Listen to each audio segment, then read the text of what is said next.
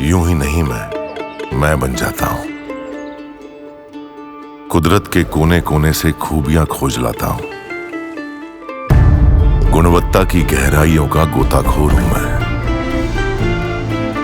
यूं ही नहीं मैं रजनीगंधा बन जाता हूं।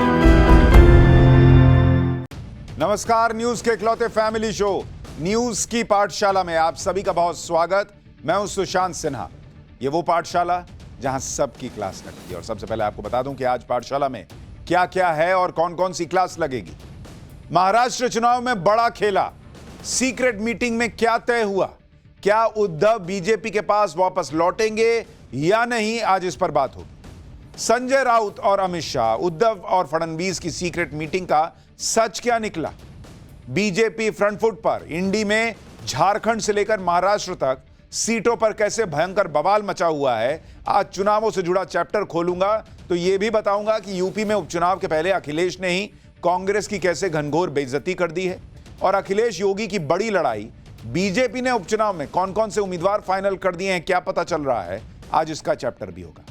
इसके अलावा कश्मीर में सरकार बनते ही पाकिस्तान बौखलाया, इधर खालिस्तानियों का धमाके वाला प्लान, आतंकी पन्नू प्लेन उड़ाने की धमकी दे रहा है। अमेरिका सन्नाटे में क्यों है भाई। पीएम मोदी की विदेश नीति की एक और बड़ी जीत की खबर भी बताऊंगा, कैसे चीन को भी लाइन पर ला दिया वो भी दिखाऊंगा। फिर बात होगी पीएम नेतन्याहू पर अटैक का ऐसा बदला, इजराइल ने आतंकियों के परखच्चे उड़ा दिए। इजरायली थाड़ की ऐसी दहाड़, अलकायदा के आतंकी भी मिमियाने लगे हैं। आज इसका चैप्टर भी होगा, लेकिन सबसे पहले दिन भर की बड़ी खबरों का रिवीजन, उसके बाद पहला चैप्टर।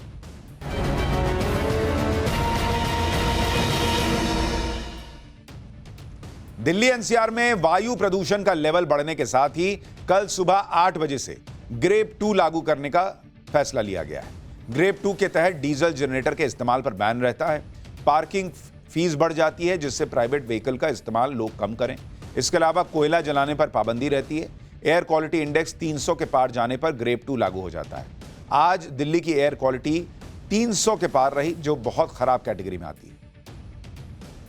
दिल्ली के पूर्व मुख्यमंत्री अरविंद केजरीवाल ने अपनी पत्नी सुनीता के साथ माता वैष्णो देवी के दर्शन किए हैं। केजरीवाल ने सोशल मीडिया पोस्ट के जरिए बताया था कि वो वैष्णो देवी के दर्शन के लिए जा रहे हैं और वहां परिवार के साथ माता का आशीर्वाद लेंगे।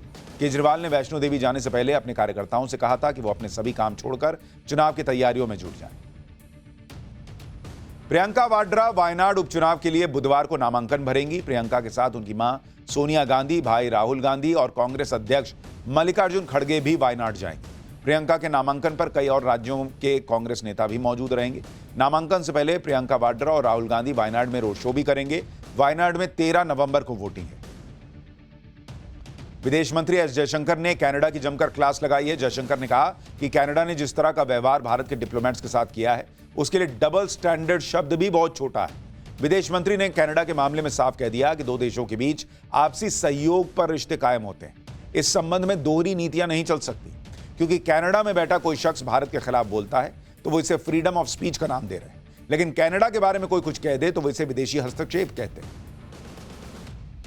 आंध्र प्रदेश के सीएम चंद्रबाबू नायडू ने हैरान करने वाली बात कही है। चंद्रबाबू नायडू ने कहा कि आंध्र प्रदेश के लोग कम से कम 2 बच्चे या फिर उससे ज्यादा बच्चे पैदा करें, क्योंकि राज्य में भविष्य के लिए जन्म दर बढ़ानी है। नायडू ने कहा कि आने वाले समय में जिनके 2 या 2 से ज्यादा बच्चे होंगे वही स्थानीय चुनाव लड़ सकेंगे। वही तमिलनाडु के सीएम एमके स्टालिन चंद्रबाबू नायडू से एक कदम और आगे चले गए। स्टालिन ने कहा कि 16 बच्चे क्यों नहीं पैदा कर सकते, 16 बच्चे पैदा करें, सबके अच्छे अच्छे तमिल नाम रखें। स्टालिन ने यह बात डीलिमिटेशन में दक्षिण भारत में होने वाले कथित नुकसान के संदर्भ में कही। तो यह हो गया दिन भर का रिवीजन। अब पाठशाला की पहली क्लास, महाराष्ट्र चुनाव में क्या बड़ा खेला हो रहा है, सीक्रेट मीटिंग में क्या तय हो रहा है कि उद्धव बीजेपी के पास लौटेंगे, खबर क्या कह रही। संजय राउत और अमित शाह और उद्धव फडणवीस की सीक्रेट मीटिंग का सच क्या निकला।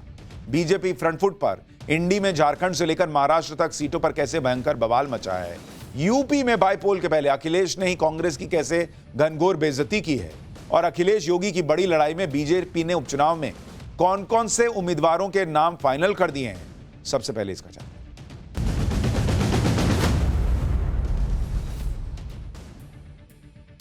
प्रधानमंत्री नरेंद्र मोदी को रोकने के इकलौते मकसद से बना इंडी गठबंधन अब धीरे धीरे दरक रहा। इंडी गठबंधन की कोई विचारधारा तो है नहीं, यह सिर्फ और सिर्फ मोदी विरोध के नाम पर बना। लोकसभा चुनाव के बाद इंडी गठबंधन की पहली परीक्षा हरियाणा में हुई, जहां वो बुरी तरह से फेल हो गए। अब महाराष्ट्र और झारखंड में भी इंडी गठबंधन के दलों में तलवारें निकल रही हैं। सिर्फ महाराष्ट्र और झारखंड ही क्यों, जितने भी राज्यों में इंडी गठबंधन का अस्तित्व है, वहां लड़ाई ही चल रही है इनके बीच में।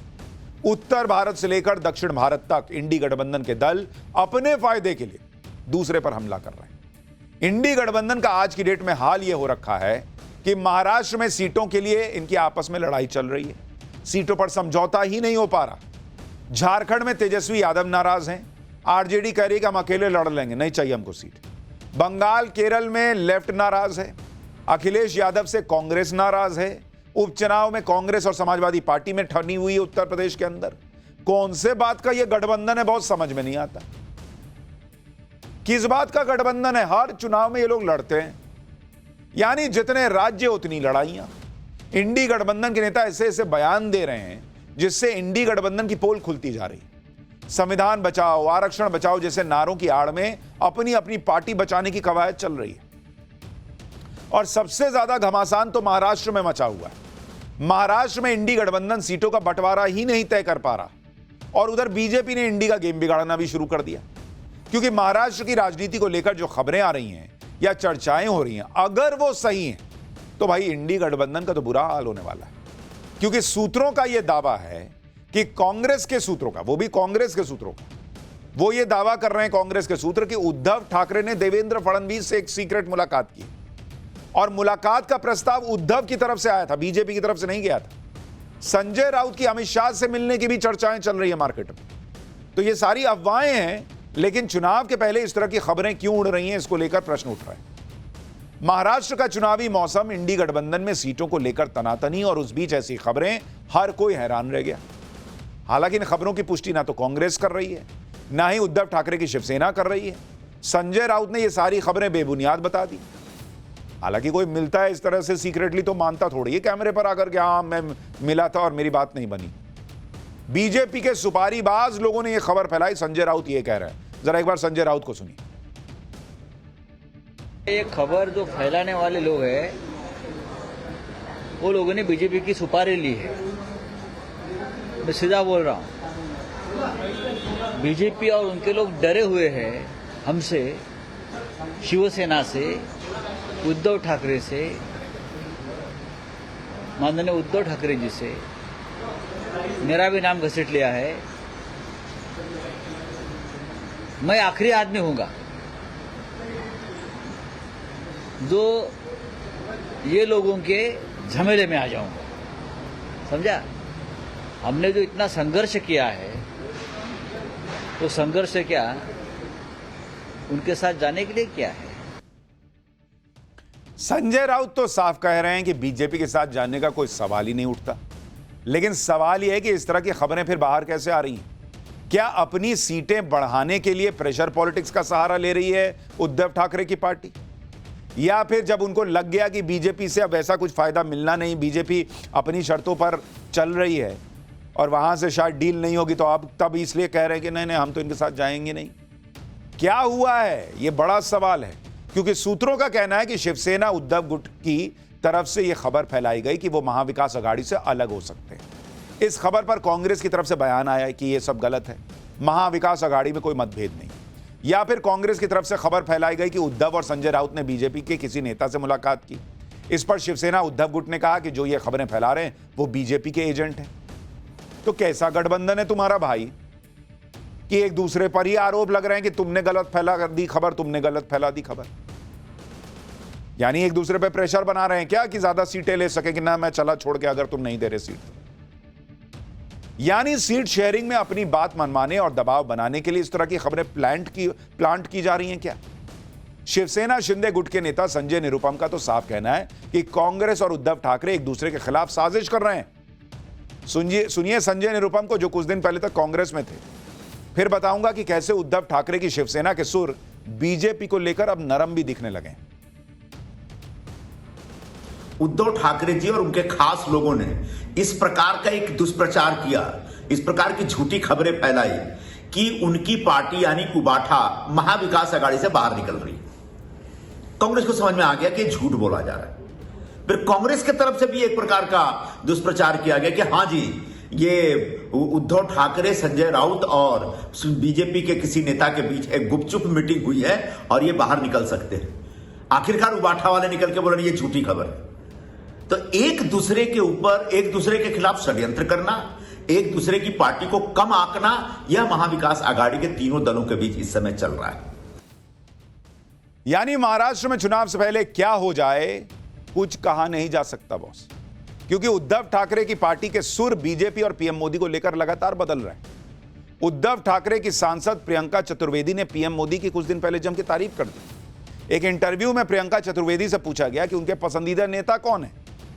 कोई भी सोचेगा, कहेंगे कि नहीं नहीं, उद्धव जी हमारे पार्टी के नेता, हमारे प्रिय नेता हैं। आदित्य ठाकरे को बोल देंगी बहुत होगा तो गठबंधन के नेता राहुल गांधी का नाम ले देंगी। ये यहां प्रियंका चतुर्वेदी कह दी कि आज के दौर में नरेंद्र मोदी जी मेरे पसंदीदा नेता हैं। पीएम मोदी ने बीजेपी की ज्यादातर जिम्मेदारियां अपने कंधों पर लेकर लोकसभा चुनाव जितवाया। उनमें कुछ तो खासियत होगी। पीएम मोदी को युवाओं और महिलाओं से कनेक्ट करने में महारत हासिल है। पीएम मोदी में कुछ खास बात है। अब यही सब सुन के पब्लिक कह रही है कि बॉस, इसका मतलब शिवसेना जो है वो सिग्नल छोड़ रही है, जैसे एलियन का सिग्नल नहीं आता पोम पोम पोम पोम। अब यहां कनेक्ट होगा कि नहीं वो अलग बात है, क्योंकि बीजेपी बहुत आगे निकल गई। अब वो कह रही है कि कहां पीछे गाड़ी लें, तुमको बैठाएं। तो एक तो मसला ये चल रहा है कि क्या ऐसे ऐसे लिफ्ट मांग रहे हैं उद्धव ठाकरे बीजेपी की गाड़ी में बैठने के लिए। पसंदीदा नेता के सवाल पर प्रियंका चतुर्वेदी ने बाला साहब ठाकरे का नाम नहीं लिया, उद्धव ठाकरे का नाम नहीं लिया, शिवसेना के किसी नेता का नाम नहीं लिया, पीएम मोदी को अपना पसंदीदा नेता बता दिया। इसके भी कई मतलब निकाले जा रहे हैं। प्रियंका की तरह संजय राउत के बयान भी अलग अलग इशारे कर रहे हैं। संजय राउत ने तो आज कांग्रेस पर ही तंज कस दिया कि कांग्रेस तो दुनिया की सबसे बड़ी पार्टी बताते हुए कह दिया कि इतनी बड़ी पार्टी के साथ हम क्या बात करें। सुनिए संजय राउत कैसे एक तरह से कोहनी मार के बात कर रहे हैं कांग्रेस से। फिर आपको बताऊंगा कि महाराष्ट्र में सीट शेयरिंग का इनका मामला फंसा कहां है और बीजेपी क्या कर रही है। कांग्रेस एक राष्ट्रीय पार्टी है और भारतीय जनता पार्टी से भी बड़ी पार्टी है। अब ये कांग्रेस तो हर विश्व में भी अनेक राष्ट्र में भी कांग्रेस के नाम से बहुत सी पार्टियां हैं, जैसे अफ्रीका में है और किसी, तो बड़ी पार्टी है बहुत है। बड़ी पार्टी के साथ हम क्या बात करें भाई। तो दिल्ली में उनका हाईकमांड है, उनसे बात हो रही है। महाराष्ट्र के सभी नेता हमारे मित्र हैं, जैसे Bharatiya Janata party international party है, इसलिए हमारी उनसे जमी नहीं ज़्यादा। कभी इंटरनेशनल पार्टी से हम क्या बात करें। तो संजय राउत को तो ऐसा लग रहा है कि बहुत तेज की मिर्ची लगी हुई है। वो कांग्रेस को कह रहे हैं कि ये तो इंटरनेशनल पार्टी है, अफ्रीका वगैरह में भी, और कह रहे हैं बीजेपी इंटरनेशनल पार्टी थी इसलिए हमारी उनसे जमी नहीं। तो यानी कांग्रेस से भी नहीं जम रही है, वो भी तो इंटरनेशनल पार्टी आप बता रहे हो। और कह रहे हैं कि इनसे बड़ी पार्टी से हम क्या बात करें। मतलब साफ आप दिखा रहे हो कि कांग्रेस से बन नहीं रही है। और यही संजय राउत थे जिन्होंने हरियाणा के जिस दिन रिजल्ट आए थे तो कहा था कि बीजेपी को मानना पड़ेगा, उन्होंने हारी हुई बाजी जो है वो जीत ली। तो कुछ तो मतलब माहौल सेट करने का प्रयास हो रहा है। अब बीजेपी की तरफ से वो मिले ना मिले वो अलग बात है। महाराष्ट्र के अंदर इंडी गठबंधन में यह सारा रायता सीटों के बंटवारे को लेकर फैला। कांग्रेस, उद्धव ठाकरे की शिवसेना और शरद पवार के एनसीपी में सीटों को लेकर बात बन नहीं पा रही। लोकसभा चुनाव के दौरान महाराष्ट्र में कांग्रेस सबसे बड़ी पार्टी थी, उसी हिसाब से कांग्रेस अपने लिए सीटों की डिमांड कर रही है। जबकि उद्धव ठाकरे को लगता है कि महाराष्ट्र उनका होम स्टेट है तो उनको ज्यादा सीटों पर लड़ना चाहिए। शरद पवार भी अपनी अलग बिसात बिछा रहे हैं। आप देखिए कि सीटों को लेकर महाराष्ट्र में चल क्या रहा है इंडी गठबंधन के बीच। भाई कांग्रेस कह रही है कि 100 से ज्यादा सीटें हमको दे दीजिए, क्योंकि अभी लोकसभा में हमको अच्छे नंबर आए थे तो हमको 100 से ज्यादा सीट चाहिए। उद्धव ठाकरे की पार्टी कह रही है कि एक काम कीजिए, 100 से ज्यादा हमको दे दीजिए। शरद पवार की पार्टी को 75 सीटें मिल सकती हैं। 80% सीटों पर सहमति बनने का दावा किया जा रहा है। 30 से 40 सीटों पर अभी तक बात ही नहीं बन पाई। यह तो सीट शेयरिंग का फॉर्मूला है जिस पर अभी मुहर लगनी बाकी है और इसी वजह से महाराष्ट्र में इंडी गठबंधन टूटता दिख रहा है। सीट शेयरिंग अभी तक फाइनल नहीं होने की वजह विदर्भ की सीटें, जिसके बारे में आगे आपको बताऊंगा। लेकिन पहले सुनिए संजय राउत को, जो उम्मीद जता रहे हैं कि जल्दी ही सीटों का बंटवारा हो जाएगा। बात ऐसी नहीं है कांग्रेस की लेट लतीफी या और किसी की बात नहीं है। आज शाम तक पूरा मामला खत्म हो जाएगा। कांग्रेस का हाईकमांड दिल्ली में बैठता है, उनके निर्णय दिल्ली में होते हैं। तो भारतीय जनता पार्टी के नेता या हमारे यहाँ के शिंदे गुट के नेता, उनके भी बॉसेस दिल्ली में है, तो जिनकी हाईकमांड दिल्ली में है उनको बार बार दिल्ली में जाना पड़ता है। उसमें अभी हम क्या बोल सकते हैं। लेकिन मुझे लगता है कि कोई ज़्यादा मतभेद नहीं रहेंगे और हम लोग एक साथ बैठकर निर्णय करेंगे। महाराष्ट्र में सीट शेयरिंग को लेकर कांग्रेस और उद्धव ठाकरे में तलवारें खींची हुई, लेकिन शरद पवार अभी तक खामोश हैं। शरद पवार माहिर और अनुभवी नेता हैं। शरद पवार के अगले स्टैंड को लेकर भी सवाल खड़े हो रहे हैं। क्या शरद पवार उद्धव ठाकरे से कम सीटों पर तैयार हो जाएंगे? 2019 के चुनाव में शरद पवार की पार्टी 123 सीटों पर लड़ी। 2019 में शरद पवार की पार्टी को 54 सीटें जीतने में कामयाबी मिली। 2019 में कांग्रेस ने एनसीपी से भी कम 44 सीटें जीती थी। क्या इस बार शरद पवार 72 सीटों के लिए मान जाएंगे कि हाँ ठीक है, चलो मैं 72 पे लड़ता हूं? भाई उनको भी तो साबित करना है कि भतीजे अजीत पवार ने पार्टी तोड़ी, लेकिन मैं ही अभी भी चाचा हूं राजनीति में। यह चुनाव महाराष्ट्र का हर चुनाव से इसलिए भी तो अलग है क्योंकि सबको प्रूव करना है। भाई शरद पवार को प्रूव करना है कि अजीत पवार गया बाहर, लेकिन असली एनसीपी हम है, पब्लिक मेरे साथ। उद्धव ठाकरे को प्रूव करना है कि शिंदे गए बाहर, लेकिन असली शिवसेना हम है, पब्लिक मेरे साथ। कांग्रेस को प्रूव करना है कि हम हरियाणा हार गए तो क्या हुआ, महाराष्ट्र में देखो जीत के दिखाएंगे। बीजेपी को प्रूव करना है कि उद्धव ठाकरे चले भी गए तो हमारे गठबंधन में कोई फर्क नहीं पड़ा। तो सबको इस बार प्रूव करना है। इसलिए महाराष्ट्र का चुनाव इस बार आन बान शान की लड़ाई बना हुआ है। महाविकास अघाड़ी बनने और उद्धव को कांग्रेस के साथ लाने में शरद पवार की अहम भूमिका थी, लेकिन सीटों के बंटवारे में जिस तरह से शरद पवार को तीसरे नंबर पर धकेला जा रहा है, उससे शरद पवार बहुत संतुष्ट नहीं होंगे और आने वाले समय में वो अपने पत्ते खोल सकते हैं। महाराष्ट्र में जिन सीटों पर इंडी गठबंधन की बात नहीं बन पा रही है, उसमें से ज्यादातर सीटें विदर्भ इलाके की हैं और कुछ सीटें मुंबई की हैं। मुंबई की जिन सीटों पर खींचतान है उसमें मुख्य तौर पर कुर्ला है, घाटकोपर पश्चिम है, सायन, कोलीवाड़ा सीट शामिल है। इसी तरह विदर्भ की 25 से 30 सीटें, जिसमें अरमोरी, रामटेक, कामठी, नागपुर दक्षिण, गढ़चिरौली, नासिक सेंट्रल, नासिक पश्चिम जैसी सीटें शामिल हैं। शिवसेना, यूबीटी और कांग्रेस दोनों विदर्भ की सीटों पर अपना अपना दावा छोड़ने को ही तैयार नहीं है। कांग्रेस का तर्क है कि विदर्भ तो मेरा स्ट्रांग होल्ड है। विदर्भ इलाके में 62 सीटें आती हैं और 2024 के लोकसभा चुनाव के हिसाब से 29 सीटों पर कांग्रेस को बढ़त है। शिवसेना उद्धव ठाकरे गुट कह रहा है कि करीब 8 सीटों पर तो हमारी भी बढ़त है, तो हम कैसे सीट छोड़ दें। अगर 2019 के विधानसभा चुनाव की बात करें तो उसमें भी विदर्भ इलाके में कांग्रेस का पलड़ा शिवसेना से भारी था। यही वजह है कि कांग्रेस किसी भी कीमत पर विदर्भ की सीटें छोड़ना नहीं चाहती। लोकसभा चुनाव में भी कुछ सीटें ऐसी थीं जिस पर कांग्रेस और उद्धव ठाकरे की पार्टी के बीच ठन गई थी। इसलिए अब फिर यह चर्चा हो रही है कि कहीं कांग्रेस लोकसभा चुनाव की तरह उद्धव के साथ खेला न कर दे।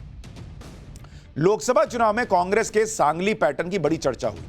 सांगली वही सीट है जिस पर निर्दलीय सांसद विशाल पाटिल की जीत हुई। चुनाव जीतने के बाद विशाल पाटिल ने कांग्रेस को समर्थन कर दिया, जिससे लोकसभा में 99 सीट पर अटकी कांग्रेस ने सीटों की सेंचुरी बना ली। विशाल पाटिल को कांग्रेस सांगली सीट से चुनाव लड़वाना चाहती थी, लेकिन सीटों के बंटवारे में यह सीट शिवसेना यूबीटी के खाते में गई। विशाल पाटिल ने बगावत कर दी और निर्दलीय चुनाव लड़ा। पाटिल 1 लाख से ज्यादा वोटों से जीते हैं और उन्होंने बीजेपी के मौजूदा सांसद को हराया। ऐसा दावा है कि सांगली सीट पर कांग्रेस नेताओं ने शिवसेना के उम्मीदवार की बजाय विशाल पाटिल का समर्थन किया और निर्दलीय चुनाव लड़कर भी वो जीत गए। अब सूत्र बताते हैं कि सांगली सीट पर शिवसेना की हार से उद्धव ठाकरे कांग्रेस से नाराज हो गए थे। इसलिए उद्धव ठाकरे को इस बात का डर जरूर सता रहा होगा कि कांग्रेस कहीं विदर्भ में उनके साथ खेल ना कर दे। संजय राउत तो लोकसभा की याद दिलाकर कांग्रेस से बड़ा दिल दिखाने की बात भी कर रहे हैं। सुनिए एक बार संजय राउत को। अगर कुर्बाने की बात कही तो सिर्फ अमरावती और रामटेक नहीं तो कोल्हापुर भी उसमें आता है। कोल्हापुर में हमारी वहाँ उस वक्त हमारे सांसद थे, हमारी सिटिंग सीट थी। अमरावती भी लगभग हमारी सिटिंग सीट थी, रामटेक हमारी सिटिंग सीट थी। तो ज़रूर हमने बड़ा दिल दिखाया क्योंकि हमें संविधान के दुश्मनों का पराभव करना था, उनको हराना था। इस बीच महाविकास अघाड़ी में सीटों को लेकर मचे घमासान पर एक और बड़ी खबर आ गई है। महाराष्ट्र में सीटों को लेकर इंडी गठबंधन का झगड़ा अभी भी जारी है। दिल्ली में कांग्रेस की बैठक में सीट शेयरिंग पर कुछ भी फाइनल नहीं हुआ।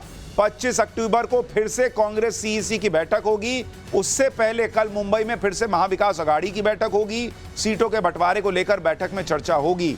यानी जो अभी आप सुन रहे थे संजय राउत को, जो ये कह रहे थे कि दिल्ली में आला कमान बैठा है कांग्रेस का, आज शाम तक सीटों का ऐलान हो जाएगा।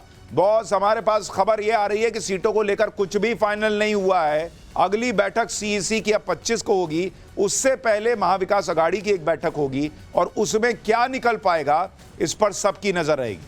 हालांकि आज सबकी नजरें दिल्ली में होने वाली सीईसी की बैठक पर थीं और उम्मीद थी कि आज सीट शेयरिंग पर कांग्रेस कुछ फाइनल कर देगी और कल मुंबई में ऐलान हो जाएगा। लेकिन कांग्रेस आलाकमान एक और बैठक करेगा। सीईसी की बैठक अब 25 अक्टूबर को दिल्ली में होगी और इसके अलावा कांग्रेस नेताओं ने बताया कि कल मुंबई में 3 बजे इंडी गठबंधन की बैठक होगी, जहां सीटों के बंटवारे पर बात होगी। यानी एक तरफ बीजेपी है जिसने 19 कैंडिडेट घोषित कर दिए हैं, 99 कैंडिडेट घोषित कर दिए हैं, माफ कीजिएगा, और यहां इंडी गठबंधन अभी सीट ही फाइनल नहीं कर पा रहा है। महाराष्ट्र में इंडी गठबंधन अपने ही झगड़े में उलझा है। इसी बीच अखिलेश यादव ने महाराष्ट्र में एंट्री कर इंडी गठबंधन की मुश्किल और बढ़ा दी। वैसे तो महाराष्ट्र में समाजवादी पार्टी के 2 ही विधायक हैं, लेकिन अखिलेश यादव इंडी गठबंधन से 12 सीट मांग रहे हैं। अखिलेश यादव ने 5 सीटों पर अपने उम्मीदवार उतार भी दिए हैं। अखिलेश यादव का तर्क है कि वो सीटें जो मांग रहे हैं वो सीटें हैं जहां पार्टी मजबूत है। अखिलेश यादव ने कहा कि कांग्रेस को हरियाणा वाली गलती नहीं दोहरानी चाहिए और सीटें दे देनी चाहिए। अखिलेश यादव 12 सीट महाराष्ट्र में मांग रहे हैं, 5 पर उम्मीदवार उतार चुके हैं, लेकिन इंडी गठबंधन में कोई उन्हें भाव तक नहीं दे रहा। अपने नेता की इस तरह की बेइज्जती से महाराष्ट्र में समाजवादी पार्टी के अध्यक्ष अबू आजमी भड़क गए। अबू आजमी ने कहा कि अखिलेश यादव महाराष्ट्र में देख लें क्या कहना है, बार बार अपमान नहीं सहेंगे। सुनिए अबू आजमी को। जब श्री अखिलेश यादव जी जिन्होंने आगे अनाउंस किया है, उनकी लाज तो रखेंगे नहीं रखेंगे ये लोग, उनकी इज्जत रखेंगे नहीं रखेंगे ये लोग। हम इस देश की तीसरे नंबर की पार्टी हैं, तो अगर अखिलेश यादव जी की बात 1, 2, 3 सीट में नहीं रखी जाए तो क्या मतलब क्या? तो नहीं लड़ाऊंगा इलेक्शन, सब खत्म कर दूंगा, नहीं लड़ूंगा इलेक्शन। अगर ऐसी करना है तो छोड़ दूंगा राजनीति, संन्यास ले लूंगा, दे दूंगा अखिलेश भाई को, बनाइए किसी को, चलाइए, मैं नहीं चलाता। अगर ये सब करना है तो मुझे नहीं, मैं 5 से कम मुझे सीट लेने का सवाल ही पैदा नहीं होता। यानी समाजवादी पार्टी अलग वहां पर रौले में कि ना हम 5 से कम में तो जाएंगे नहीं। यानी एक तरफ इंडी गठबंधन अभी तक सीटों का बंटवारा ही नहीं कर पाया, दूसरी तरफ एनडीए में सीट शेयरिंग पर मुहर भी लग गई। 18 अक्टूबर की देर रात गृह मंत्री अमित शाह के घर एनडीए दलों की बैठक हुई थी, जिसमें महाराष्ट्र के मुख्यमंत्री एकनाथ शिंदे, डिप्टी सीएम देवेंद्र फडणवीस और डिप्टी सीएम अजीत पवार शामिल हुए थे। इस दौरान सीटों के बंटवारे को फाइनल किया गया, जिसके मुताबिक महाराष्ट्र में बीजेपी 155 सीटों पर लड़ेगी, यह फाइनल हो गया बताया जा रहा है। शिवसेना शिंदे गुट 78 सीटों पर लड़ेगी और एनसीपी जो है अजीत पवार वाली, उसको 55 सीटें दी गई हैं। सीट शेयरिंग फाइनल होने के साथ ही बीजेपी ने 99 सीटों पर उम्मीदवारों का ऐलान भी कर दिया। बीजेपी की पहली लिस्ट में 6 सीटें एसटी और 4 सीटें एससी के लिए हैं। 13 सीटों पर महिलाओं को टिकट दिया गया है। बीजेपी की पहली लिस्ट में 79 मौजूदा विधायकों को दोबारा टिकट मिला है। यह होती है चुनावी तैयारी। फटाफट सीटों का बंटवारा हो गया, फटाफट कैंडिडेट का ऐलान भी हो गया। कुल मिलाकर महाराष्ट्र में इंडी गठबंधन का यह हाल है कि एक-एक सीट के लिए भयंकर लड़ाई हो रही है, क्योंकि मामला राज्य की सरकार का है और जिसकी जितनी सीट होगी उसकी बार्गेनिंग पावर उतनी ज्यादा होगी। फिर भी कुछ लोग हैं जो इंडी गठबंधन के लिए माहौल बनाते रहते हैं, जैसे योगेंद्र यादव, जिन्होंने हरियाणा में कांग्रेस के लिए माहौल बनाया। नहीं बोले थे कि सुनामी आ रही है, पता नहीं क्या क्या आ रहा है। योगेंद्र यादव ने पता हवा, आंधी, सुनामी सब घोषित कर दी थी हरियाणा में कांग्रेस ने। यह अलग बात है कि हरियाणा में योगेंद्र यादव के सारे दावे खोखले और गलत साबित हुए। अब योगेंद्र यादव अपना उठाए रोलर वगैरह, अब महाराष्ट्र में पिच बनाने निकले कांग्रेस का घस के। लेकिन महाराष्ट्र की जनता योगेंद्र यादव जैसे चुनावी विश्लेषकों की सच्चाई जान चुकी है। आज अकोला में योगेंद्र यादव एक सभा कर रहे थे, तभी 40-50 लोगों की भीड़ ने हंगामा शुरू कर दिया। योगेंद्र यादव के साथ हाथापाई तक हो गई। पुलिस ने किसी तरह से योगेंद्र यादव को बचाया और वहां से निकाला। जरा एक बार फुल फ्रेम तस्वीरें दिखाई।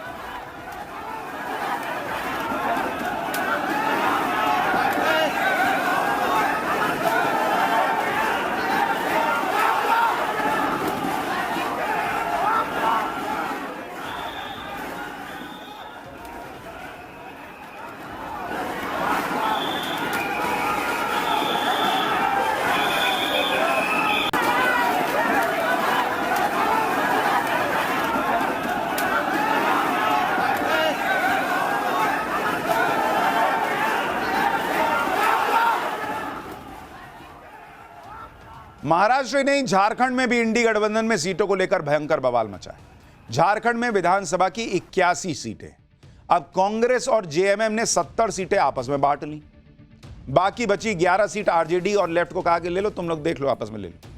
अब 11 में से 7 सीट आरजेडी को ऑफर हुई है और 4 लेफ्ट को दे रहे हैं, ये लो तुम लोग भी थोड़ा थोड़ा रखो।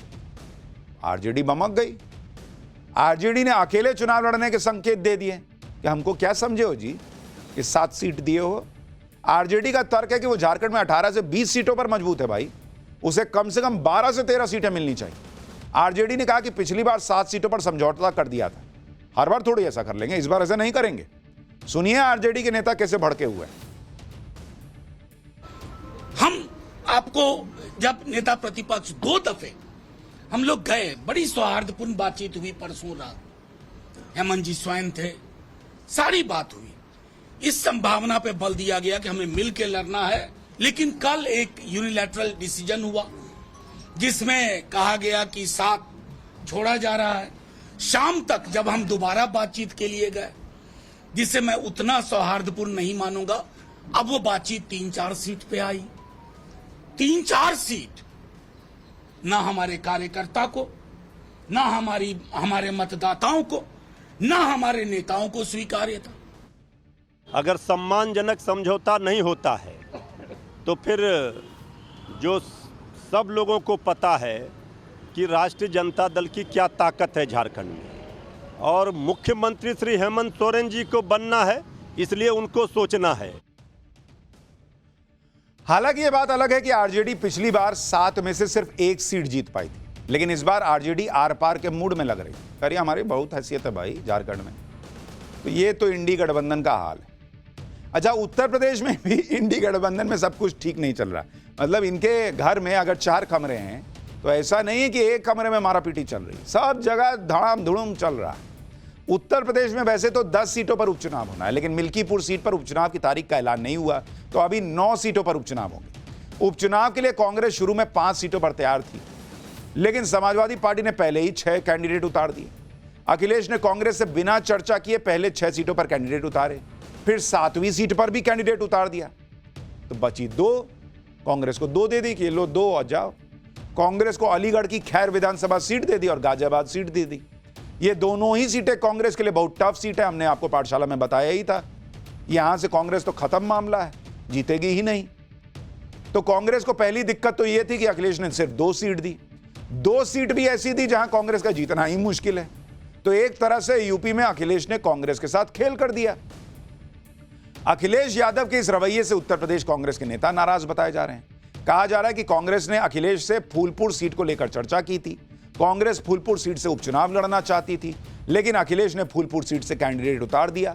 यूपी कांग्रेस 2 सीटों पर उपचुनाव के लिए तैयार नहीं है। यूपी कांग्रेस सभी 9 सीटें समाजवादी पार्टी को अब कह रही है कि तुम ही रख लो, नहीं चाहिए रखो। यूपी कांग्रेस ने हाईकमान को अपना फैसला बता दिया है कि 2 नहीं चाहिए, फिर इनको बोलिए ये 9 लड़ लें। अब फैसला हाईकमान को करना है। यानी कांग्रेस की हालत अखिलेश यादव ने ऐसी कर दी कि खाने के लिए 1 रोटी दी, 2 रोटी दी, लेकिन प्लेट में साथ में चिकन दे दिया। अब ऐसे आदमी को आप मान लीजिए कोई आदमी शाकाहारी है, उसको खाने के लिए 2 रोटी दिया, उसमें साथ में दे दिया मुर्गा, तो कैसे खाएगा बेचारा। तो कांग्रेस कहेगी ना रखो, ये भी तुम ही खा लो, जाओ रखो। उत्तर प्रदेश कांग्रेस का भी कहना ठीक ही है, भाई 2 सीट पर लड़के क्या ही करेंगे, फिर तुम ही रखो, सब लड़ो तुम। और वो भी ऐसी सीटें जहां उपचुनाव का क्या फायदा जो 2017 से बीजेपी के पास है। बॉस ये तो हाल है उत्तर प्रदेश में इंडी गठबंधन का। अखिलेश यादव ने कांग्रेस को किनारे लगा दिया। दूसरी तरफ बीजेपी उपचुनाव के लिए फुल प्रिपेयर है। 9 सीटों पर होने वाले उपचुनाव के लिए कल दोपहर तक बीजेपी की पहली लिस्ट आ सकती है। बीजेपी की लिस्ट में किस किस नाम के होने की चर्चा चल रही है, जरा वो चर्चा भी आपको बता देता हूं। फूलपुर से दीपक पटेल को टिकट मिल सकता है, ऐसी चर्चा है। मंझवा से सुचिस्मिता मौर्य को टिकट मिल सकता है। कटहरी से धर्मराज निषाद के नाम की चर्चा चल रही है। कुंदरकी से शेफाली सिंह और रामवीर सिंह के नाम की चर्चा है। करहल से वीरेंद्र शाक्य और प्रेम सिंह शाक्य की चर्चा है।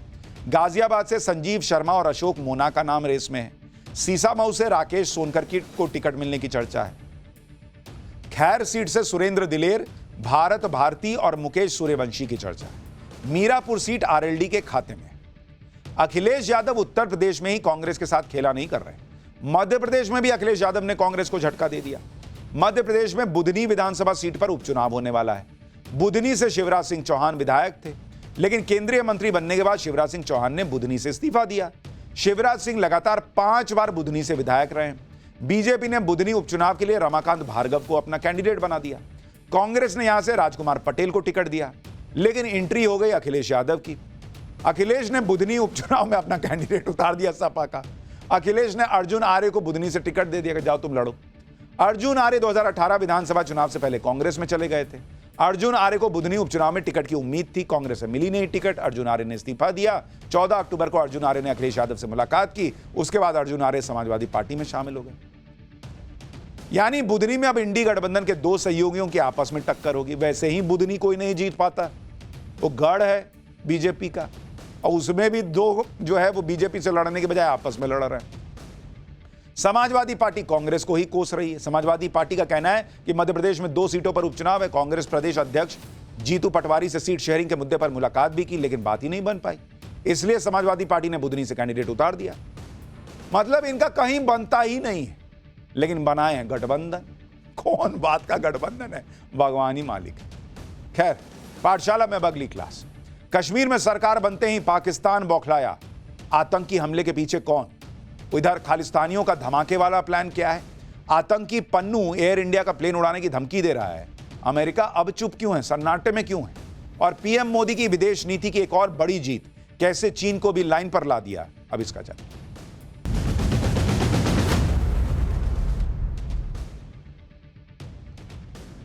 बीते 10 सालों में भारत ने जो ग्लोबल पावर दिखाई है, उसमें भारत के सारे दुश्मन बिलबिला रहे हैं।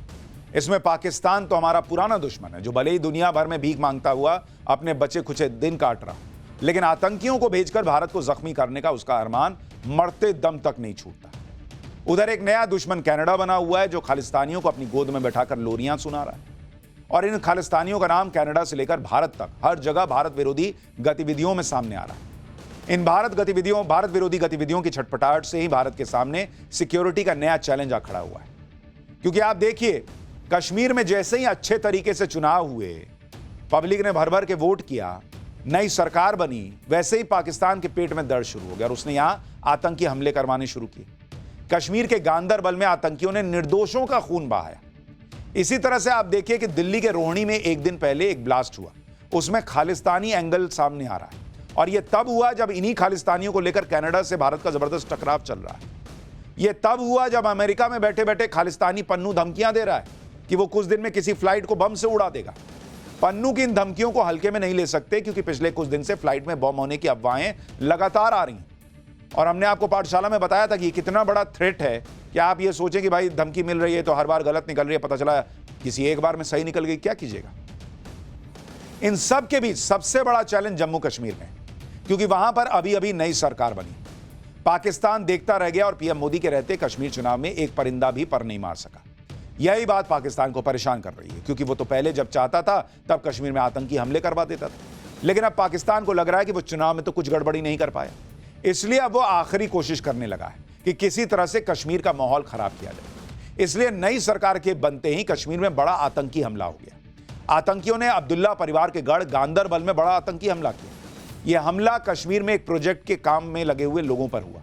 इसमें जो लोग मारे गए उनमें ज्यादातर लोग बाहरी थे, यानी आतंकवादी एक तरफ ऐसे हमले करके बाहरी लोगों को डराना चाहते हैं और दूसरी तरफ कश्मीर में चल रहे विकास के प्रोजेक्ट्स को रोकना चाहते हैं। गांदरबल हमले में जो लोग मारे गए वो कंस्ट्रक्शन कंपनी के लिए काम करते थे।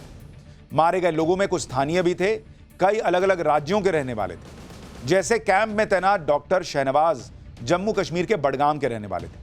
आर्किटेक्ट शशि भूषण अबरोल कठुआ के रहने वाले थे, जबकि मैकेनिकल मैनेजर अनिल कुमार शुक्ला मध्य प्रदेश के रहने वाले थे। कंस्ट्रक्शन वर्कर गुरमीत सिंह पंजाब के गुरदासपुर के थे, जबकि टनल प्रोजेक्ट में काम कर रहे फहीम नजीर, मोहम्मद हनीफ और कलीम बिहार के रहने वाले थे।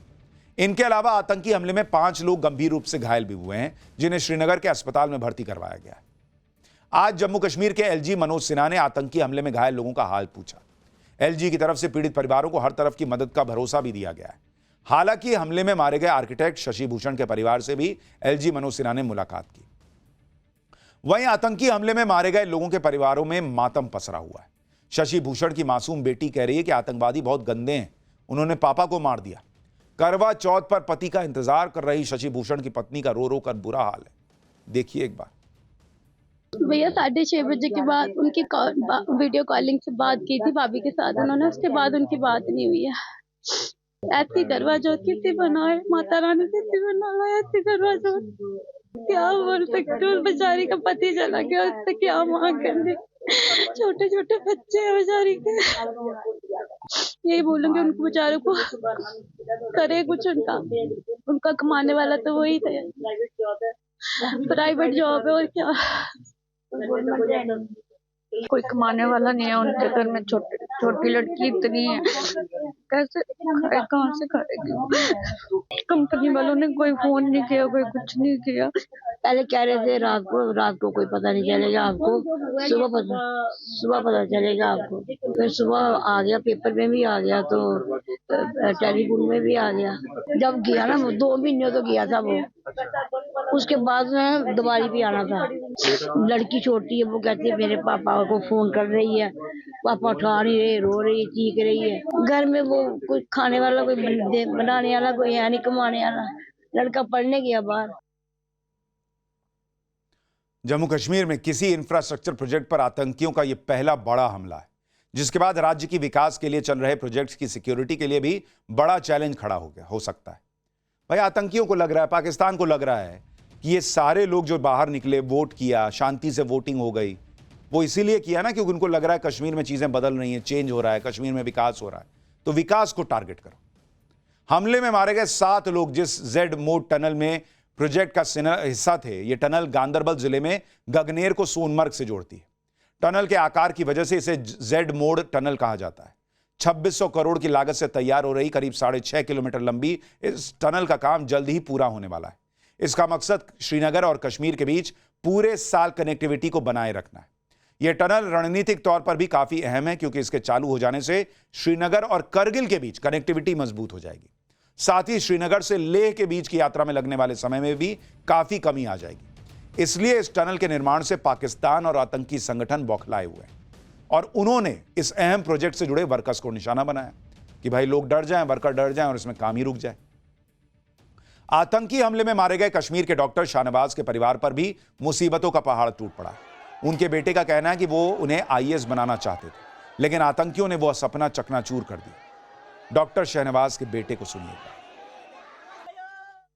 मेरे पापा ने बोला मैंने ठान ली है, मैं आपको एक आईएएस ऑफिसर बनाऊंगा, लेकिन कल जब मैंने ये खबर सुनी तो मुझे लगा कि मेरा ये ख्वाब जो है शायद अब पूरा नहीं होगा, क्योंकि अब मैं क्या करूं, अब मैं अपने आप को संभालूं, अपने फैमिली मेंबर्स को संभालूं।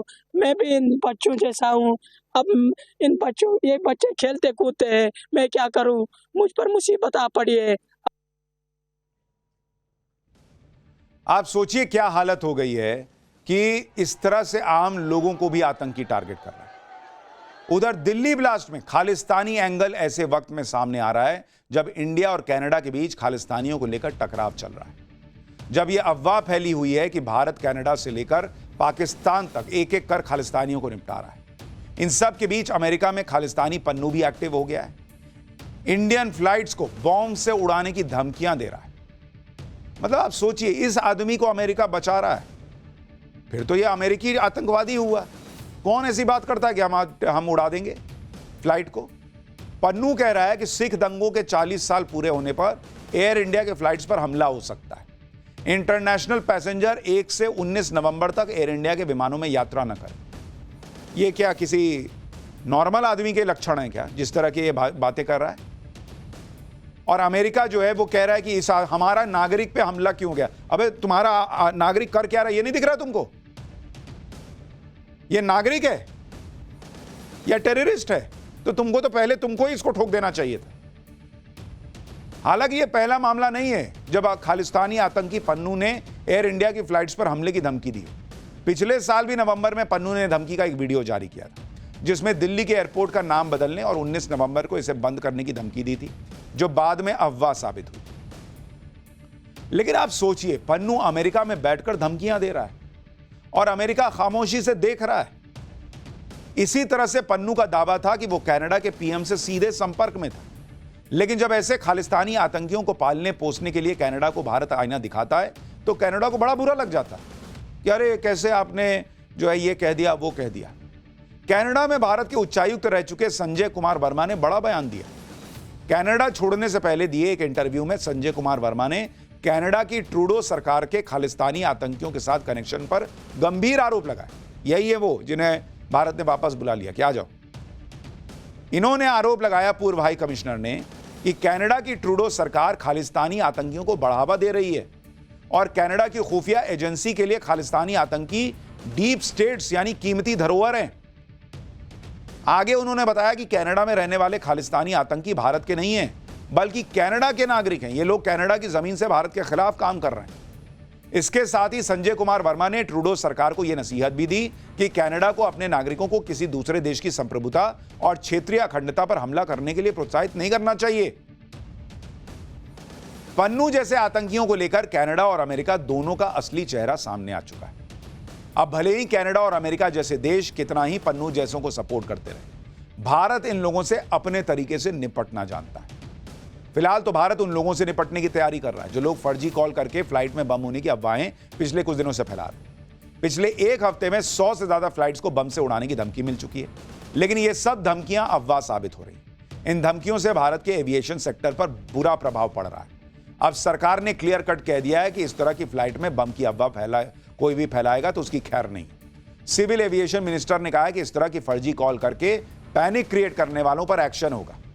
सिविल एविएशन मिनिस्टर ने कहा है कि इस मुद्दे को लेकर कई मीटिंग्स की गई और यह तय किया गया कि नियमों में संशोधन किए जाएंगे, क्योंकि यात्रियों की सुरक्षा सर्वोपरि है।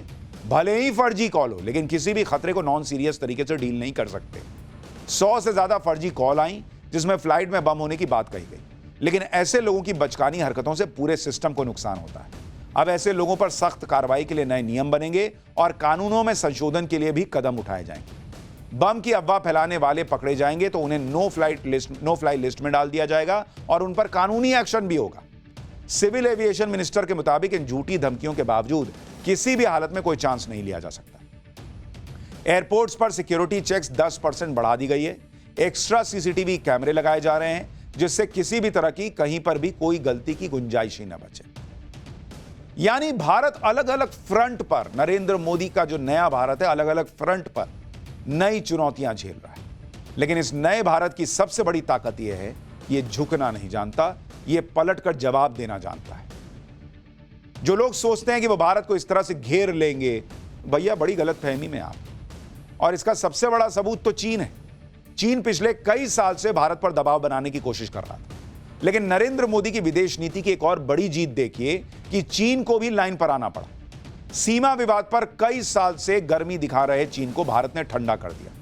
अब चीन इस बात के लिए तैयार हो गया कि बॉर्डर पर तनाव कम हो और सैनिकों की तैनाती कम की जाए। 2020 से सीमा पर चीन और भारत के बीच भयंकर तनाव है और बड़े पैमाने पर सेना की तैनाती बॉर्डर पर है। इसी पर बहुत बड़ा डेवलपमेंट हुआ है। भारत और चीन ऐसे समझौते पर पहुंच गए हैं जिससे बॉर्डर पर डिसएंगेजमेंट का रास्ता खुलेगा। यानी अब दोनों देशों के बीच सुलह होगी कि भैया तुम भी सैनिक पीछे करो अपने। भारत के विदेश सचिव विक्रम मिस्री ने आज एक बड़ा ऐलान किया जिसमें कहा गया कि भारत और चीन एलएसी के लिए पेट्रोलिंग अरेंजमेंट पर सहमत हो चुके हैं। कई दौर की कूटनीतिक और सैन्य बातचीत के बाद यह सहमति बन गई। पेट्रोलिंग अरेंजमेंट पर सहमत होने से आगे डिसएंगेजमेंट और दूसरे मुद्दे भी हल होंगे। बताया जा रहा है कि लद्दाख में देप्सांग और डेमचोक जैसे इलाकों को लेकर ज्वाइंट पेट्रोलिंग और सैनिकों की तैनाती कम करने पर सफल बातचीत हुई। भारत और चीन के बीच यह ब्रेक थ्रू तब हुआ है जब कल से रूस में ब्रिक्स समिट शुरू होने जा रहा है। ब्रिक्स समिट के लिए प्रधानमंत्री नरेंद्र मोदी कल रशिया जाएंगे। वहां पर पुतिन भी होंगे, चीन के राष्ट्रपति शी जिनपिंग भी होंगे। बड़े बड़े नेताओं की इस मीटिंग से पहले भारत और चीन के बीच सीमा विवाद को लेकर बड़ी पहल होनी। यह बहुत बड़ी डेवलपमेंट। इससे माना यह भी जा रहा है कि क्या प्रधानमंत्री नरेंद्र मोदी और चीन के राष्ट्रपति शी जिनपिंग के बीच ब्रिक्स समिट में मुलाकात भी कोई संभावना बना रही है। इसके बारे में ना तो भारत के विदेश मंत्रालय ने कुछ खुलकर बताया, ना ही चीन के विदेश मंत्रालय ने। लेकिन सीमा विवाद के मामले में बातचीत से जो प्रगति हुई है उससे ब्रिक्स समिट से पहले अच्छा माहौल तो बन गया है। और वो लोग जो कहते थे कि नरेंद्र मोदी चीन से डरते हैं, चीन आंखें दिखाता है, बॉस ये जो नया भारत है जो सीमा पे डटा रहा, जिसके पास वही रफेल था, जो ऐसे ऐसे पॉइंट्स पे खड़ा रहा कि चीन को समझ में आया कि हिले तो गए वाला हिसाब है, और उस रफेल को लाने पे कितना तमाशा हुआ था यहाँ पे। सोचिए वो रफेल नहीं होता तो आज भारत की ताकत क्या होती। और ये नए भारत ने दिखाया कि आंख मिला के रहेंगे और झुकना तुमको भी पड़ेगा। पाठशाला में अब अगला चैप्टर। पीएम नेतन्याहू पर अटैक का ऐसा बदला, इजराइल ने आतंकियों के परखच्चे उड़ा दिए। इजरायली थाड़ की ऐसी दहाड़ कि अलकायदा के आतंकी भी कैसे मिमियाने लगे हैं, देखिए जरा।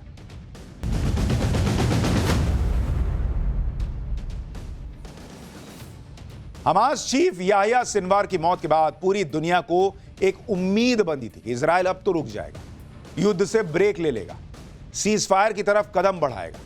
लेकिन 2 दिन के अंदर ही क्लियर हो गया कि इजराइल युद्ध रोककर भारी गलती कर देता, क्योंकि इजराइल के दुश्मन भी सीज फायर की आड़ में उस पर पलटवार करने का मौका तलाश रहे थे। ये सुधरने वाले लोग हैं। शनिवार को इजराइल के पीएम बेंजामिन नेतन्याहू के प्राइवेट घर को इन लोगों ने टारगेट करने की कोशिश कर दी। इधर तो हाथ जोड़ रहे थे और उधर धीरे से अटैक कर दिए। हिजबुल्लाह के इस हमले में नेतन्याहू और उनका परिवार तो बच गए, लेकिन उसके बाद इजराइल ने हिजबुल्लाह को बर्बाद करने का भीषण प्लान बना डाला। इजराइल ने लेबनान में हिजबुल्लाह के ठिकानों पर ताबड़तोड़ बम बरसा दिए। इस बार इजराइल ने हिजबुल्लाह की उन बिल्डिंग्स को टारगेट किया जहां से हिजबुल्लाह के आतंकी हथियार खरीदते हैं, जहां से आतंकियों को पैसे मिलते हैं। यानी इजराइल ने हिजबुल्लाह की तिजोरी को ही धुआं धुआं करने का प्लान कर दिया। इजराइल हिजबुल्लाह को पाई पाई का मोहताज बना देना चाहता है। अब हिजबुल्लाह का खजाना ही लुट जाएगा तो वो फिर उसके लिए ना हथियार बेचेंगे, ना हथियार उठाने वाले। हथियार ही नहीं बचेंगे, हथियार उठाने वाले नहीं बचेंगे, फिर क्या करोगे? हिजबुल्लाह और हमास के साथ इजराइल ईरान का भी नंबर लगाने वाला था, लेकिन उससे पहले इजराइल के साथ धोखा हो गया। इजराइल ने ईरान पर हमले का जो प्लान बनाया था वो लीक हो गया। इजराइल के इस लीक प्लान में क्या था, इजराइल ईरान से कैसे बदला लेने वाला था, ये सब आपको आगे बताऊंगा। लेकिन उससे पहले देखिए इजराइल ने नेतन्याहू के घर पर हमले का हिजबुल्लाह से कैसे बदला लिया। सिर्फ 48 घंटे के अंदर ही इजराइल ने हिजबुल्लाह को यह बता दिया कि उसने नेतन्याहू पर अटैक करके बहुत बड़ी गलती कर दी, क्योंकि इसके बदले में इजराइल ने शनिवार और रविवार को हिजबुल्लाह के बैंक और वित्तीय संस्थान को टारगेट किया। इजराइल ने अल कर्द अल हसन वित्तीय संस्था की अलग अलग ब्रांचेस को टारगेट किया। इजराइल के मुताबिक इसी वित्तीय संस्था से हिजबुल्लाह को हथियार खरीदने के लिए पैसे मिलते हैं, यहीं से हिजबुल्लाह के फाइटर्स को पैसे मिलते हैं।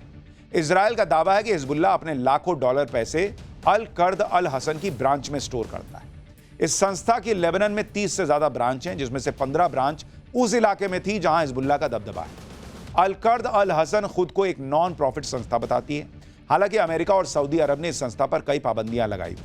साल 2019 में लेबनान में वित्तीय संकट के बाद से अल कर्द अल हसन लेबनान में बैंकिंग सिस्टम का एक विकल्प बन गया है। इजराइल ने इसी बैंकिंग सिस्टम की कमर तोड़ दी कि लाओ पैसा ही नहीं, अब कहां से खरीदोगे हथियार। इजराइल ने यह भी कहा कि वो जल्दी ही इस बात का खुलासा करेगा कि कैसे ईरान एनजीओ और बाकी संस्थाओं की आड़ में हिजबुल्लाह के आतंकियों को फंडिंग करता है। इजराइल ने कैसे हिजबुल्लाह को पैसे देने वाले ठिकानों को टारगेट किया, उस पर जरा एक छोटी सी रिपोर्ट देखिए, फिर आगे की बात बताऊंगा।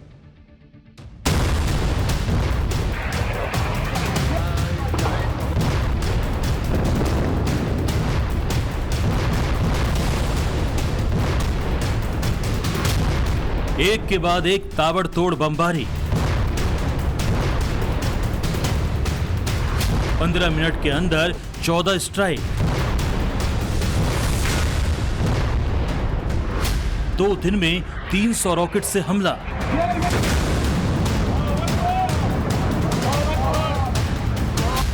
इजराइल ने हिजबुल्लाह की हवा निकाल दी।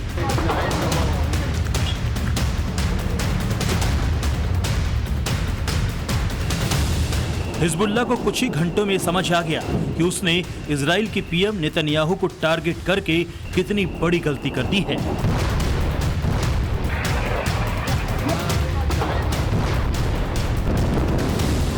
शनिवार को नेतन्याहू के घर पर ड्रोन अटैक के बाद इजराइल ने हिजबुल्लाह के खिलाफ सबसे बड़ा ऑपरेशन छेड़ दिया। इजराइल ने बैक टू बैक स्ट्राइक में हिजबुल्लाह के ठिकानों को मिट्टी में मिला दिया।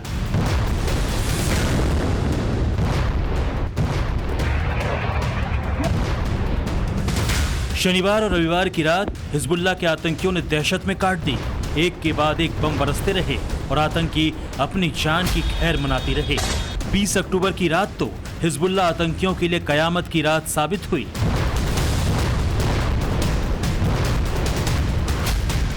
इजराइल ने हिजबुल्लाह को डंके की चोट पर चेतावनी दी कि वो हिजबुल्लाह को पैसे देने वाले बैंक और वित्तीय संस्थाओं को राख कर देगा। अगर हिजबुल्लाह में दम है तो उसे बचा ले। इजराइल ने हमले की जगह, हमले का वक्त और हमला कितना भीषण होगा सब कुछ पहले से ही बता दिया और हिजबुल्लाह को एक तरह से खुली चेतावनी दे दी कि अगर दम है तो अपने ठिकानों को बचा लो।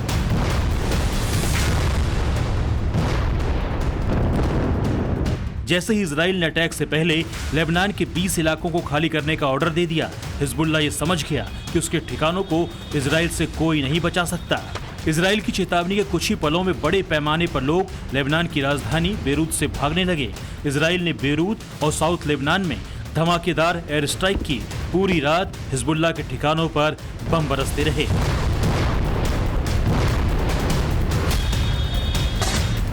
इजराइल ने इस हमले को जवाबी कार्रवाई बताया और ये कहा कि कुछ दिनों से हिजबुल्लाह इजराइल पर रॉकेट दाग रहा था।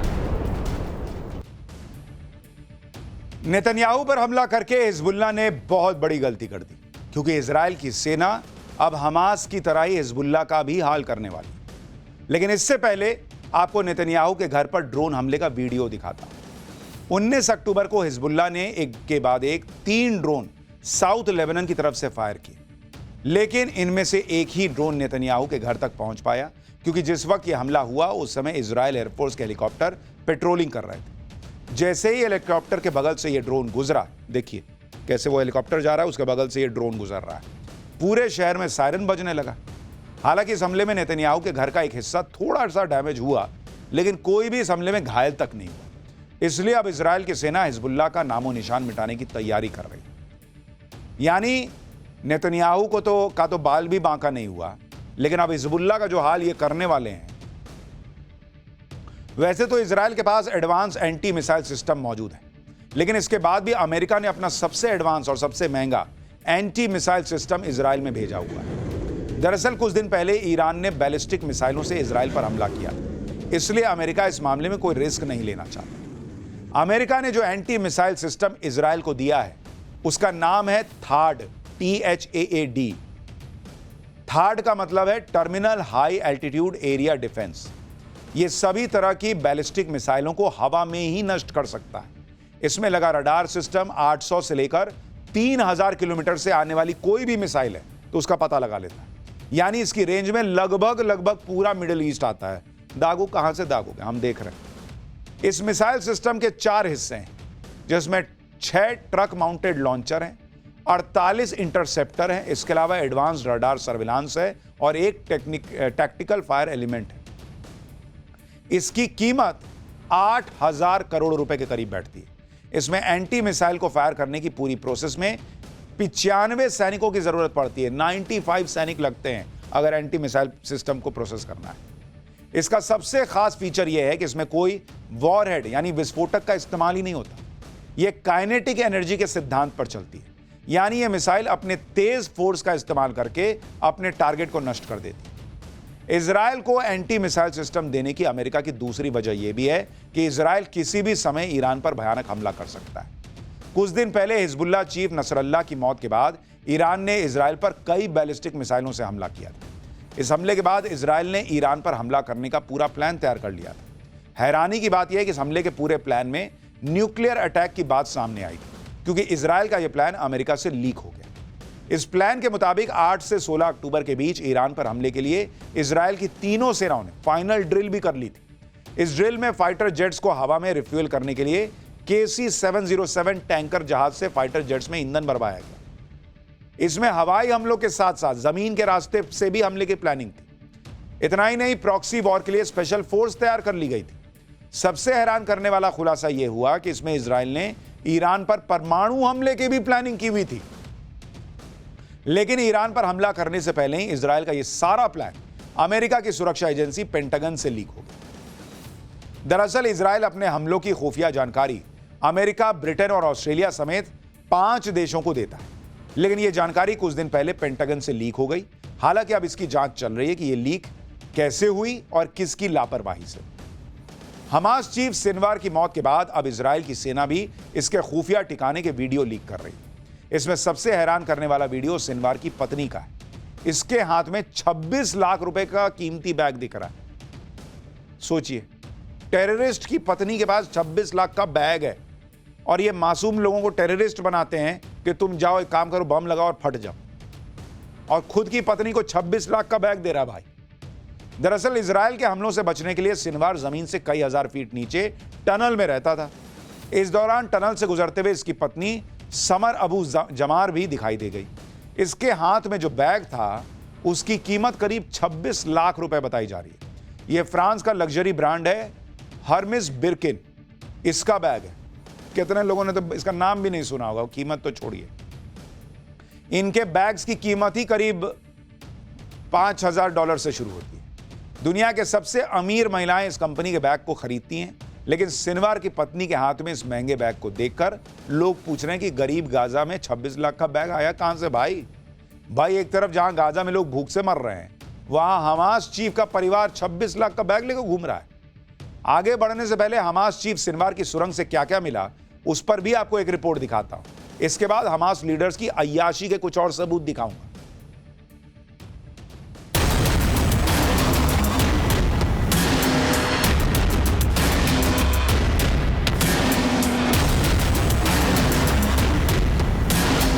जिस सिनवार ने इजराइल पर हमला करके गाजा को बर्बाद करवा दिया, वो सुरंग में सुरक्षित घूम रहा था। जिस हमास चीफ ने गाजा के बच्चों को भूखा मरने पर मजबूर कर दिया, वो सिनवार सुरंग में दावत उड़ा रहा है। जिस गाजा में लोगों के पास न छत है न खाना है, वहां सिनवार की तिजोरी में लाखों डॉलर्स पड़े हुए हैं, महंगे परफ्यूम का कलेक्शन है, पत्नी के हाथ में लाखों रुपए का पर्स है। सुरंग के अंदर अपने परिवार की लग्जरी लाइफ के सारे इंतजाम हैं। सुरंग के अंदर एक जगह से दूसरी जगह जाने के लिए कार का भी इस्तेमाल है। यानी जिस सिनवार ने गाजा के लोगों को युद्ध की आग में झोंक दिया, वो असल में इजराइल से बदला लेने के नाम पर ऐशो आराम वाली जिंदगी के मजे कर रहा था। गाजा की धरती पर भले ही मिसाइलों की आग बरस रही थी, लेकिन सिनवार सैकड़ों मीटर नीचे सुरंग में आराम की जिंदगी जी रहा था। पिछले 1 साल से इजराइल के हमलों से बचने के लिए सिनवार इजरायली बच्चों को ढाल बनाकर इस्तेमाल कर रहा था। लेकिन 16 अक्टूबर को सिनवार ने सुरंग से बाहर आकर अपनी जिंदगी की सबसे बड़ी गलती कर दी और मारा गया। सिनवार की मौत के बाद इजराइल के सैनिक उसके सुरंग वाले ठिकानों तक पहुंच गए। इस बंकर में सिनवार की एक तिजोरी मिली जिसमें अमेरिकी डॉलर्स के बंडल छुपे हुए थे। युद्ध के इलाके में इतना पैसा देखकर इजरायली सैनिक भी हैरान रह गए, क्योंकि इसी सुरंग के ऊपर लोग भूखे मर रहे हैं। लेकिन यहाँ सिनवार ने अपनी लग्जरी लाइफ से लेकर खाने पीने का पूरा इंतजाम कर रखा है। इजरायली सैनिकों को इस बंकर में रसोई के साथ साथ खाने पीने के राशन का भी पूरा भंडार मिला है।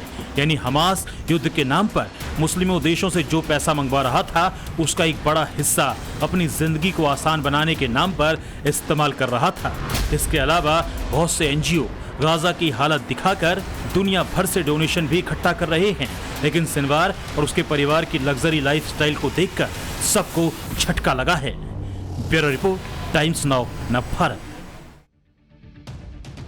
यह रिपोर्ट उन लोगों को देखनी चाहिए जो धर्म के नाम पर आंख मूंद कर ऐसे लोगों पर भरोसा कर लेते हैं। आप देख रहे हो बॉस, ऊपर लोग भूख से मर रहे हैं और नीचे पत्नी इसकी 26 लाख का बैग लेके घूम रही है। महंगे महंगे परफ्यूम रख रहा है, घड़ी का शौक था भाई को, उतने पैसे से कितनों का खाना आ जाता। इसलिए ऐसे लोगों से बचिए। फिलहाल हम एक छोटा सा ब्रेक ले रहे हैं पाठशाला में। ब्रेक के बाद आपको दिखाऊंगा बागेश्वर बाबा के दरबार में यूपी के दबंग नेता क्यों पहुंचे और फिर वहां क्या हुआ।